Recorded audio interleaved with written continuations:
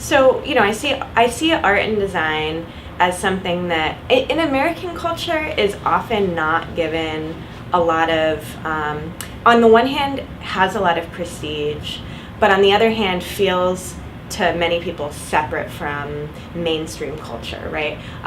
But it's also something that has an incredible amount of power because the visual media that we consume every day sinks into our understanding of the world and shapes our values in a very subliminal way without us necessarily realizing it. So I think the potential for artists to advance, an agenda of social justice, a world that's more equitable is really immense, because even if you're not doing, like with Rebecca and I's work with Force, we're actually trying to make people hyper aware that they're having these experiences and having these perspective shifts. But even if you're not making people aware that they're having a perspective shift, you're always creating that experience, right? You're always shaping people's understanding. So I think that no matter what tactic, whether you're a graphic designer for like a large corporation or whether you're, an activist artist, I think that in both cases, there's a lot of potential to create a more just, culture. So Rebecca and I are two people, and actually Force has it's been around since 2010, but it's been, each of the actions has gotten bigger and bigger and getting more and more national attention in the past year and a half. And what we find is that people begin to understand Force as a national organization, which is great because I think that it shows the scale that work can have if you use social media in intelligent ways and think about messaging and think about timing. We think a lot about audience and timing and putting our projects in front of the right people, right?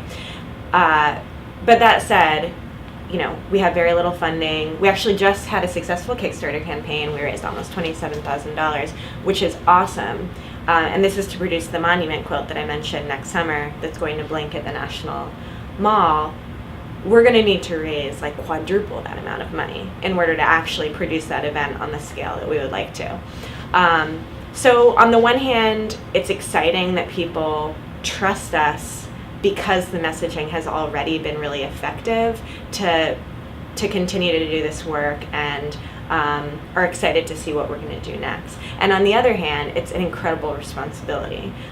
There's, I think, a lot of feminists and activists and artists that are addressing different elements of what we're doing, but the particular combination, the way that we're producing these images and trying to line them up with current events relating to rape culture in the U.S., I think it's just different enough, that it feels like it feels really pressing. So it can be overwhelming sometimes.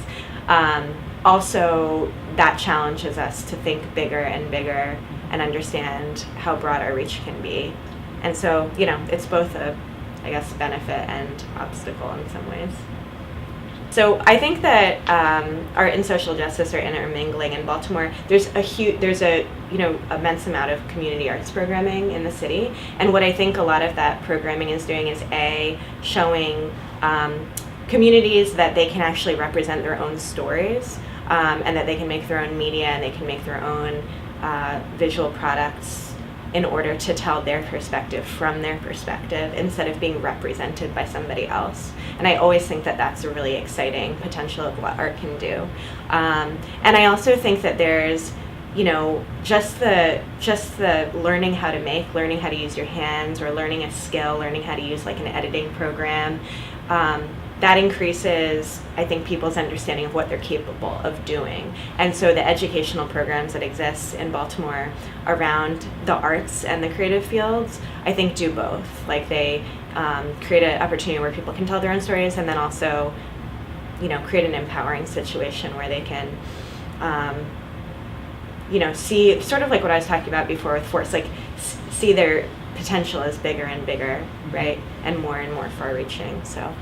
And because the thing about development in Baltimore is that it affects education, and it affects people's day to day, and it's affected by race and racism in the city, and so I think that issues of development, the way that the ideas that people and grassroots community-based organizations have for how to redevelop their communities,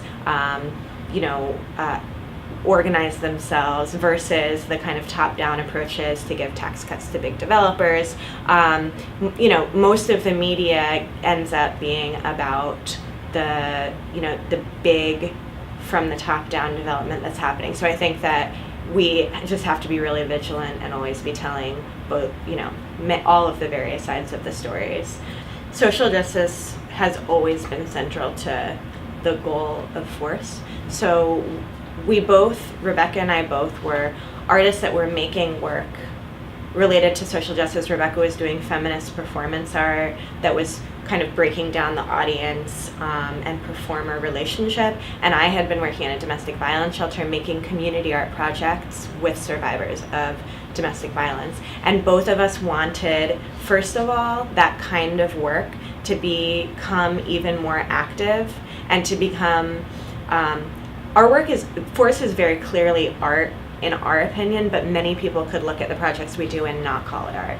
And we love that, because what it means is that it's breaking down barriers between the way that people understand the world and the way that it's organized. That feminism is over here and activism is, somewhere in that area, and art's something separate. And so social justice has always been central to what we do, because what we wanted to see is, first of all, a blurring of boundaries between these kinds of fields, but also we wanted to make the work even more public, and we wanted it to be seen by more and more mainstream audiences that may or may not already, instead of preaching to the choir, that may or may not already be familiar with the conversations or the potential of what art can do.